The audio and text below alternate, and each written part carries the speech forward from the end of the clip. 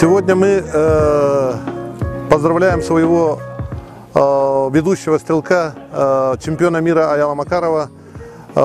Чествование первое произошло на его родине в Итакёле. Ему присвоили почетное звание почетного гражданина Татинского улуса.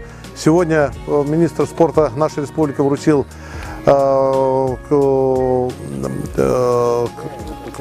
знак за заслуги в развитии физической культуры и спорта.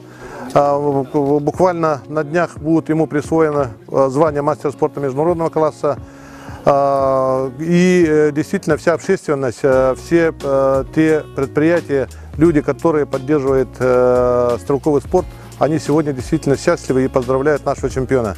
Достижение Аяла действительно мы считаем великим событием для вообще стрелкового спорта России, потому что до него по всей России не было чемпиона мира по этому виду стрельбы.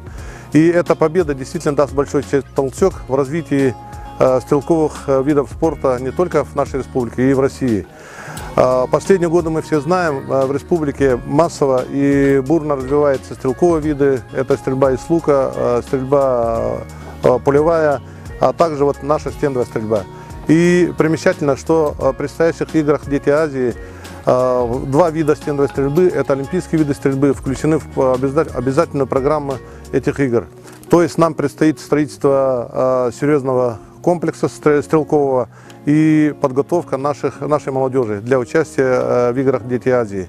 Ну, я думаю, с этого листа начнется новый этап развития стрелковых видов нашей республики при поддержке нашего президента, правительства, Министерства спорта.